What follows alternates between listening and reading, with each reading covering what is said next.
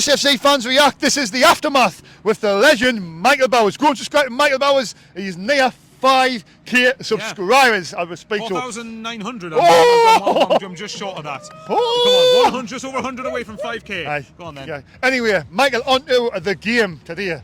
I thought it was a very solid performance by Sunderland. Kept the clean sheet. I know Michael me and Michael like the clean sheets, but for me, On the football pitch, by the way, for anyone tries anything dirty. we played some good football, and I think maybe this is Michael Beale's sort of tacticians where Tony Mowbray will be tuning up and we try and get a third and fourth and overdo it a little bit. Maybe Overcommit. Overcommit. Maybe we just need to get 2 goals and sit back and shut the shop and win the game. And I thought we did that brilliantly, Michael.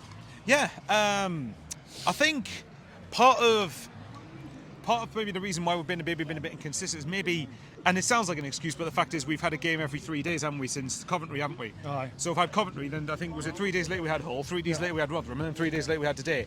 So between now and Newcastle, we've got, what is it, like 4 days or something now? Yeah, I've got a few. So we've got a little bit of extra time. Yeah, Well, a little bit of extra time, not much, but so I think it was. Yeah, I agree with you. I think it was a solid performance. I think everything Preston did, I've said it in my own video when I haven't had a chance to upload it yet, but basically I said that I think everything Preston did came through Sunderland's errors. Okay, came through us being a bit self-inflicted. There's a couple of bit in the second half, a couple of errors, Yeah, but I thought we contained them pretty well though. Oh, in general, we deserve to win the game. I think we definitely deserve to win the game.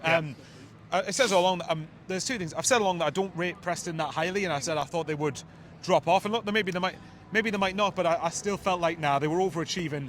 Yeah. And I think even if you look at the game down at Deepdale, I know you weren't there probably, but the game down at Deepdale, we dominated most of it and should have at least come away with a point. It was a poor day that one, and we got big 2. Yeah, it was. But Michael, do you not think though? I think Preston, fair play to them though. They come up here and they went for it. They didn't sit back and try and get it. No, that's one thing they definitely didn't do, did they? They come up and try to play football, so you give them respect. No, there, you get them a bit of respect there. I think though that most of their, I can't remember many great shots on target they had. Yeah, I think most of their efforts were obviously look, you've got to be in the positions to shoot in the first place, but most of the positions were like skied over or skied well wide. So I think Sunderland on the whole contained Preston fairly well. But again, it comes back to the point, and again, we don't know whether it's a consequence of Michael Beale's tactics or anything. But for me, I feel like one of the biggest issues I have said with Tony Mowbray is the fact that the inability to recognise that we're getting cut open defensively a bit too easily, and sometimes you've got to sacrifice a bit of flair and being solid at the back. Be a bit more solid, a bit more united. And look, sometimes people might not find it pretty, but at the end of the day, for me, clean sheets. I've said we all know how big that they are, and all know how important that they are. So to keep one today, I think was pretty important. And look, you can look at it this way: we've kept 2 clean sheets in Michael Beale's first 4 games. You could look at it that way. We've gone away at Hull and won, which is a pretty big result in and of itself. Rotherham wasn't very good because I was there on Friday night. Good thing you didn't go in there. I would have been well annoyed. Basically, you didn't miss anything. Rotherham was turgid, but at the end of the day, the point doesn't look quite as bad because we've won that game now. And actually, if you look at it in context of the Rotherham result, Ipswich and Leeds didn't win there. Leicester only won there in the last minute. And weirdly, like Coventry and Norwich and Middlesbrough all lost there. So maybe Rotherham is just maybe Rotherham's just a harder place to go. Even though I still think Rotherham will probably end up getting relegated. But at the end of the day, we had to respond from Friday to get a win here. And main thing, the other big thing, apart from keeping a clean sheet, is 2 things. First of all, don't let Alex Pritchard go in this window. I'm a big fan of Speakman and Harvey, and I still stand by that they get way too much stick, in my opinion, especially Speakman. On social media, they do. They do, yeah. But at the end of the day, this is the one thing that if they let Pritchard go, I will disagree with them vehemently on. If you let Pritchard go, that is just stupid. In my opinion, that makes absolutely no sense. If you're going to let anybody go, then maybe let Bradley Dack go. Maybe Bradley Dack, because at the end of the day, he's injured, and a lot of people feel like he's wasting a wage. So in that sense, you might as well cut ties with his contract and save the wages to bring someone else in. Pritchard, for me, you should be looking to keep hold of him. I can't see that happening. I think it'll be a case of he's going to want paint at the end of the season. Do you know what I mean? Yeah, well, at the end, for me, Pritchard's just worth keeping till the end of the season. If you're not going to offer him a new deal, which I think we probably should now, at least keep hold of him till the end of the season. To me, that makes no sense to even entertain getting rid of him. And the other big thing finally happened: a striker scores. Which has been a monkey on our backs ever since the season started, pretty much. And it's still, and despite today, it doesn't change the fact we still need another goal scorer in the window. I think we still need to go and get some Tom Cannon from Leicester. Just saying. But, or Jay Stansfield if the rumours are to be true there. Yeah. But or what's that? Is it Carvalho from Liverpool? the one I keep going on about. Fabio Carvalho, well, yeah, he's more of a winger. Yeah. But yeah, I mean, look, is there any chance of Ahmad coming back? Probably not at this point if he's playing for Man United. So for me, Fabio Carvalho is Fabio Carvalho from Liverpool who's just come back. More realistic, isn't it? Well, yeah, exactly. Or should be anyway. I mean, a lot of people have been saying that he's linked for the Premier League, but I'm not being funny. If Leicester and Southampton are going in for him, then why can't Sunderland look at that? I know that Leicester and Southampton will have more money. I know Leicester and Southampton will have more money in terms of wages, but like, come on, Sunderland should still be able to be in the conversation for players like that. Yeah.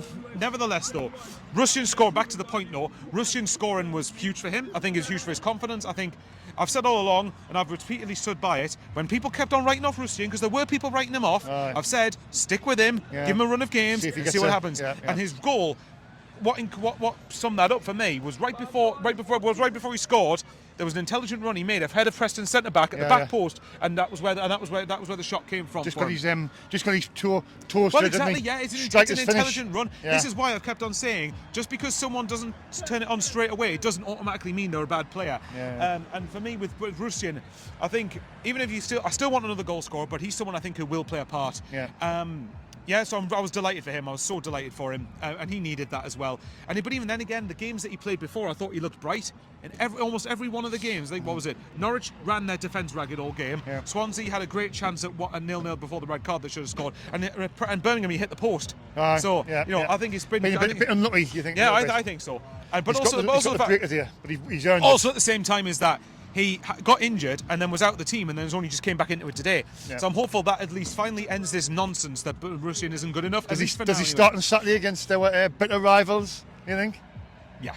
You think he starts? Yeah, I think so. I think a lot of that also depends what happened with Roberts, whether he's going to be fit for that game, which I suspect he might not be. I don't know. I'll wave at Roberts because I think he's skillful and can really unlock the door, can't he? We all know about his end product, but he's one of the best dribblers of the ball, and I think he could cause them problems. And if you look at Newcastle, not to try and touch on that game too much, because we've done a video with their North East updates, which hasn't been uploaded. It always takes a while to get them up. Well, yeah, but he's surely got to upload the preview of the game beforehand. He's got to do it in the next couple of days. Imagine if he did 2 days after the game.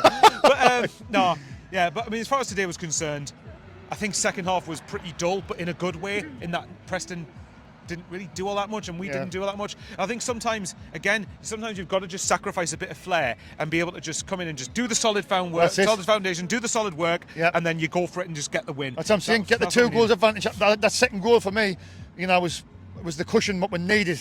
Then I thought I was sticking the lads. How are we going to push the second half? I thought we did sit back, but I thought. Everyone in Newcastle side. God.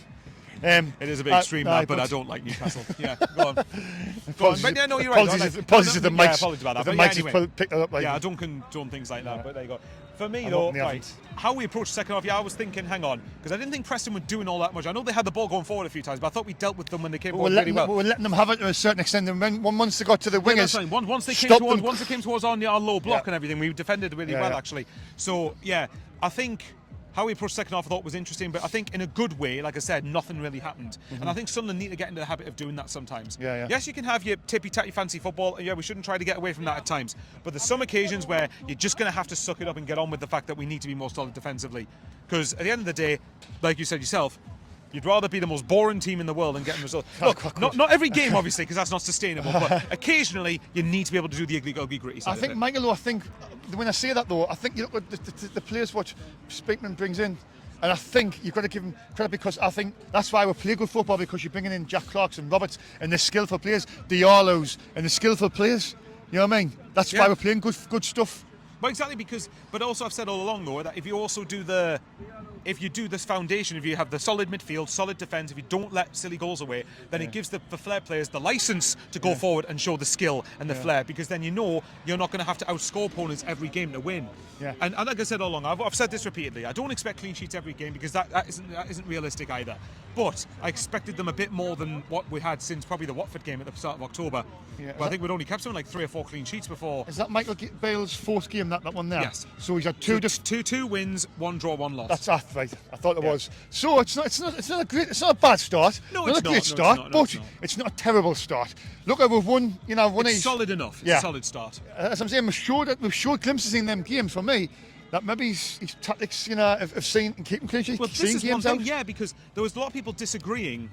There was a lot of people at Hull in particular. I don't know if you watched the whole game, but there was a lot of people at Hull saying that they didn't feel there was anything different from the Coventry game. And I said, maybe going forward possibly. I said defensively, completely disagreed with that. I completely disagreed with that. I thought defensively at Hull, apart from a couple of hairy moments, we defended really well. We sat off Hull when we needed to and didn't let them play. And like we said, I think I said to you last Thursday when we were meeting up to do the North East Updates video, that they didn't have a plan B. And it's just whether Michael Beale is the right person for that, time will still tell. Yeah. But those little things were why we probably had to get rid of Mowbray. It's just those little. It sounds harsh, but those little things could be the difference. Now, if Michael Beale's tenure goes tits up, then obviously a lot of people will probably rightly go to the fact that we should have kept Mowbray. But I think they're two separate incidents. So at the moment, it's good. We're back in the playoffs for now. Obviously, at the time of speaking, the 3 o'clock kickoffs won't have long started. Change, But Hull, who obviously are the only team I think who can overtake us now, they go to Sheffield Wednesday in the later kickoff. And Sheffield Wednesday won the last game, I think, did they or not? I think they did. Yeah, and so it's hopefully, and it's at Hillsborough as well. As Nick Pickering. But anyway, no, it's at Sheffield. It's at Sheffield Wednesday as well. Yeah. So for me, obviously, come on Sheffield Wednesday. But no, look, like you said, we just need to make sure with this window. I said going into it, we need to make sure we are in the playoff picture, in the playoff hunt. And correct me if I'm wrong. Are we on 40 points now? Or am I making that up? I've got my phone out and have a look. Yeah, you might need to check that, but I think we might be on 40 points. If we are, obviously, then that's a good going. After 26 games, you're on 40 points. After the Christmas period, the minimum you want to be on is 40 points. Oh, so I was going to say, I'm a Newcastle. Kick on Liverpool. Right. We're on 40 points in 26 games, so there's 20 games left. Yeah, so literally 20 left. So I've said I think playoffs if you want them to finish in them, and that should still be the aim. By the way, I don't think anyone can accept the season might fizzle out. Well, yeah, it might happen, but the aim doesn't mean the aim shouldn't be playoffs. And I've said, and I've still stood by it, that I think the team we've got should be finishing in there. I think I'll rephrase that. If we get the right additions, and get the key additions in January, which is where we need to be, which is where Speakman and Harvey will be judged, then there's no excuse not to finish in the top 6. Why do you think we need to prioritise Michael in the January window? Because obviously, if you're retaining Jack Clark's got to be a must. Unless this is a big offer. I don't think it would make sense selling Clark this window. I could be wrong. Well, if somebody, Michael, let's stop you there. If somebody comes in with 30 million, what do you do then? Then you have to make sure you've got someone lined in before you sell him.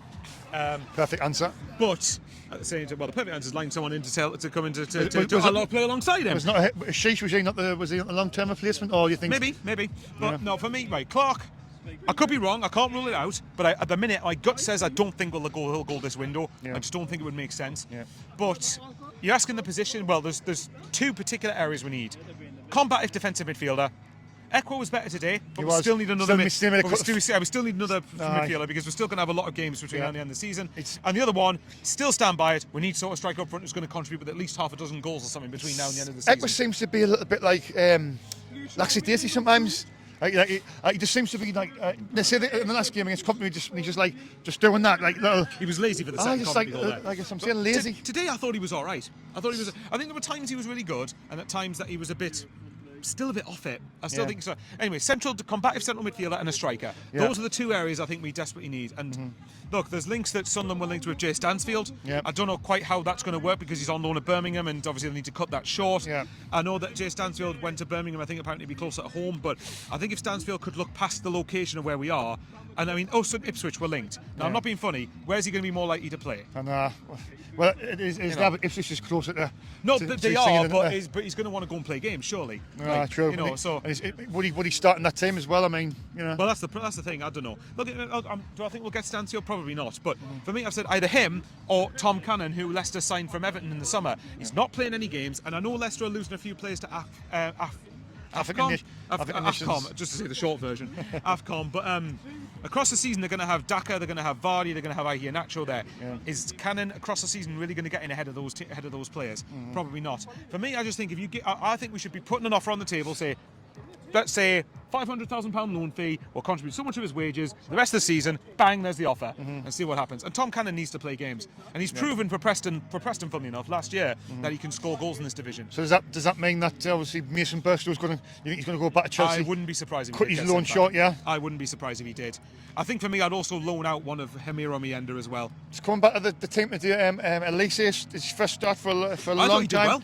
I thought Elise played really well, actually. I think Michael Bale took him off to keep him reserving for the next. Oh, obviously, yeah. You know, it's well, his to first manage game his back. fitness, isn't it? Because he's just come back after a really long injury, hasn't he? Yeah. So no, for me, I thought Elise was unsung shout for one of the best players on the pitch today. I thought he attacked well when he had to down his side. He got his interceptions right.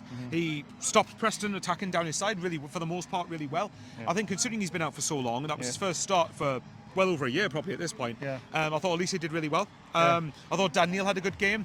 Couple of moments where he was a bit too eager to take too many players on in his own third, but in general, I thought Daniel was solid enough. I thought Daniel's done really well today. I thought maybe he he's maybe he's trying to keep over it, like you say, a little bit too much. But I thought, on a whole, I thought he was one of the standout with Pritchard's standing performance. In general, there wasn't anyone who I thought played badly. Yeah. There wasn't anyone I thought played badly. There was one slight thing that did annoy me a little bit. When Barr came on, I heard a few boos. That doesn't help. I'm not going to lie. Like, I don't think, if I'm honest, do I think Barr's good enough? Probably not. So would you loan him out as well? Possibly. But my point is, I didn't appreciate when people were booing him when he came on. That's bad taste. Yeah, people have their money and they play their money and they're entitled to do what they want. But for me, that's not going to help his confidence. Come on. No, I think we're better than that. Well, I mean, I heard boos. I don't know whether that was for something else, but I'm suspecting it's because of Barr. So let me know in the comments if I've got that wrong. But anyway, no, today, good win. Like you said, it's going to be difficult to get in the playoffs, but that should still be the aim. And I think we should have more than enough if we get the right additions to do it. I mean, we've got to talk about the Newcastle game, Michael. I'll talk about briefly on sports updates the other day. It's 5 days. Is it 5 days away now? It's this Saturday.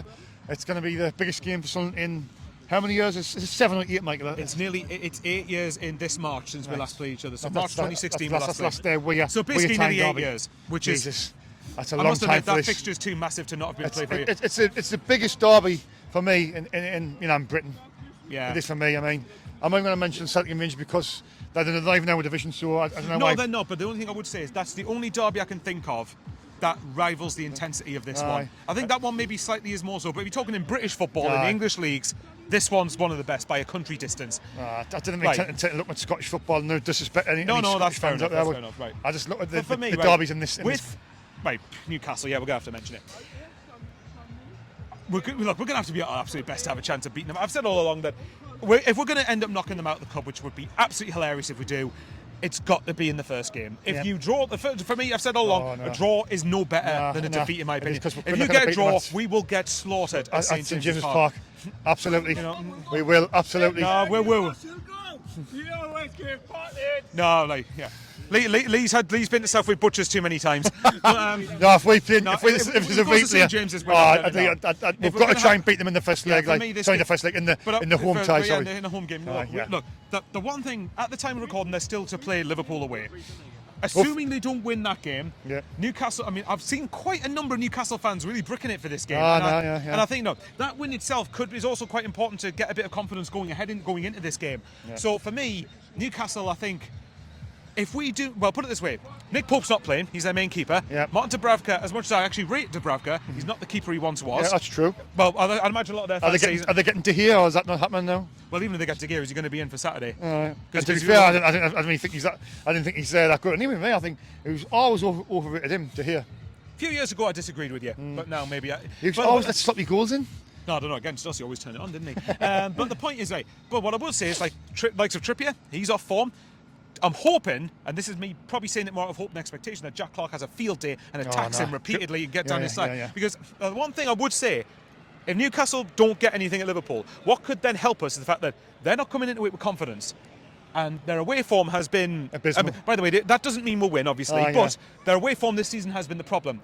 That stadium, that atmosphere should be rocking at the start of the game. It's got to be. That atmosphere should be rocking at the start of the game, certainly. Obviously, if we get beat comfortably, then I get it. It's not going to be. But start of the game, I think we need to just get right behind the players. Look, we've had our say on the ticket fiasco, and we still feel it's a fiasco. Yeah. But that's not the players' fault. The players are not the ones who did that. We've got to just get there, get right behind them, and just see what happens. And look, it is for us, no derby's a free hit, but it's as close to a free hit without actually being a free hit as you can think. Michael, I'm going to put you on the spot. What's going to happen on Saturday? I'll give you two predictions. I'll give you my head and my heart. Yeah, I win. My head, to start with, says, unfortunately, I think we'll get beat 3-1. Yeah. I'm going to say 3-1. Look, 3-1 Newcastle, unfortunately. Yeah. My heart says 2-1 Jack Clark last minute winner. 2-1 Sunderland. Right, well, could you actually imagine that? The scenes if we beat them, especially in the last minute. Fingers crossed. The pressure is on Newcastle. And so if I was Michael Beale, what I'd be saying is, they're not confident. The pressure, go and show them that you're not a bad side. Regardless of being in a league below them, you're not a bad side. Pepper them with shots, get down their fullbacks time and time again, give them hell, basically. Give them nothing as well. If we, like we said all along, if we lose this game, if we give 100% and we've lost because Newcastle's got superior quality, that's one thing. Please do not give effort in this game, because we won't be forgiven. I'm going to come for head 4-1 Newcastle. Sorry, I wouldn't be shocked, wrong. Unfortunately. And then when we heart 3-0 to Sunderland. 3-0 again. Geordie's love a 3-0. Hopefully it's not to them. Anyway, Michael, always a pleasure. All the Happy best, New Year, everyone. All the best, brother. We'll see you on Saturday morning for breakfast before the game, surely. Right. Cheers, Take care. Michael, get the 5. Thank you very much. Subscribe to this as well. This one, try and make the phone off. Cheers, Michael. Cheers, Dave. Turn off the camera.